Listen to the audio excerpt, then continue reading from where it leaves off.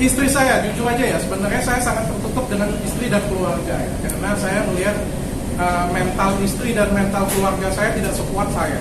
Ya, saya aja yang dapat masalah gini. Mungkin kalian melihatnya saya ketawa-ketawa di luar, bikin konten seperti biasa, nge-YouTube, bikin podcast, bikin sesuatu. Tapi sebenarnya saya sangat terganggu.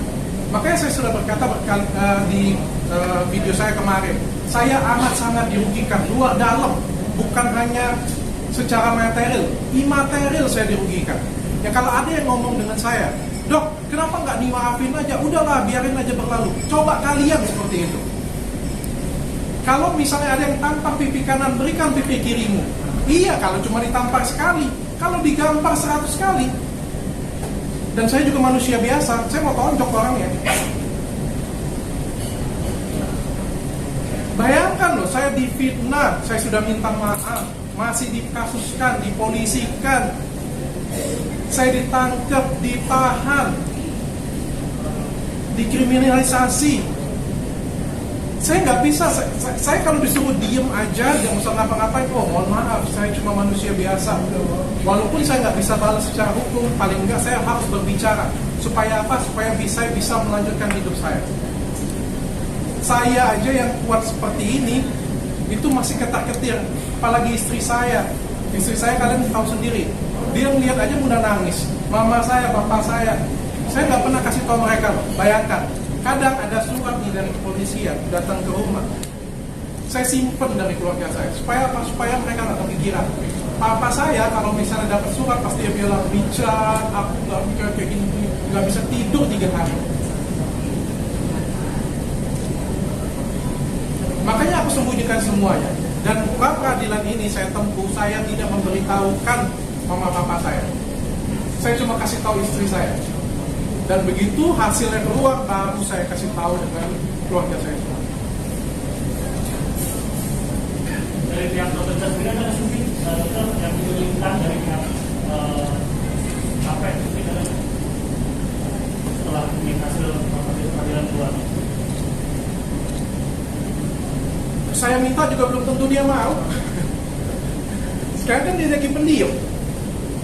Coba dong ditanya dong, kok jadi pendiam? Sekarang nggak ada statusnya, nggak ada Instagramnya, nggak ada story-nya. Tolong dong buat ini dong komentar lah kayak gitu punya. Tadi kemarin staff saya pakai fake akun, cuma ngomongin doang. Gimana? Kok jadi kalem mbak? Di blok langsung. Sumpah cuma ngomong kayak gitu doang. Saya penasaran yang di blog di tempatnya itu berapa puluh ribu orang ya kali ya. Komentar dihapusin satu-satu, rajin banget ya. Ya coba nanti dari sini media mungkin bisa sowan ke rumah dia, ditanyain. Ya gimana sih komentarnya? Apakah, mungkin pertanyaan saya kayak gini ya, apakah dia sudah bahagia dalam keadaan seperti ini? Kalau di agama saya diajarkan sebenarnya nggak boleh melakukan seperti ini. Tapi nggak tahu lah saya ya. Kan punya, saya nggak ini oknum ya, saya nggak ngomong soal agama, ini oknum, ini orangnya, bukan agamanya kalau menurut saya.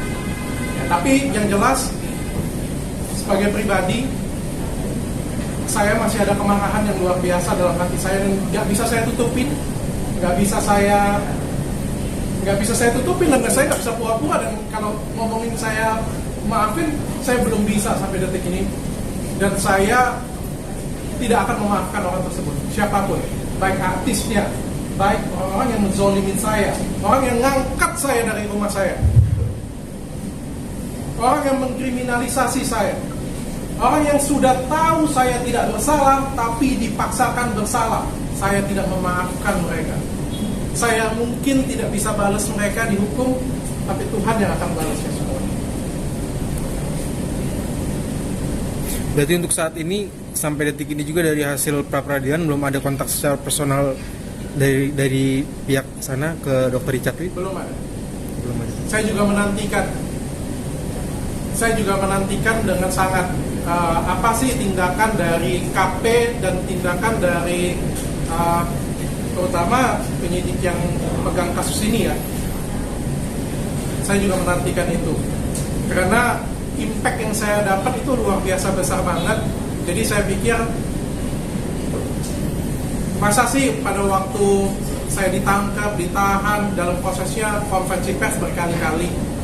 Pada pemulihan nama baik saya pikir kalau secara kertas biasa sama sangat tidak layak. Berarti memang tidak sebanding dengan apa yang sudah terjadi ya? Menurut Mas, kayak gimana Mas? Tapi kalau dia mau disampaikan apa sih yang Kalau ada yang disampaikan, kalau dokter mau nyampein sesuatu mau bilang apa? kalau menurut saya nggak ada yang perlu saya sampaikan ya. Saya juga males sih ngomong dengan dia. Tapi yang jelas saya tidak akan memaafkan dia.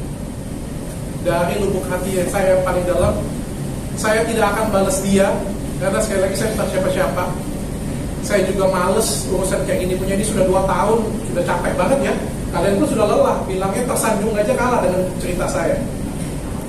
Saya pun juga sudah lelah sekali sih. Jadi saya juga tidak, kecuali kalau dia mau perpanjang ya. Saya itu juga males untuk perpanjang, kecuali kalau kuasa hukum saya berkata yang lain. Nanti hasil diskusi kita sampaikan.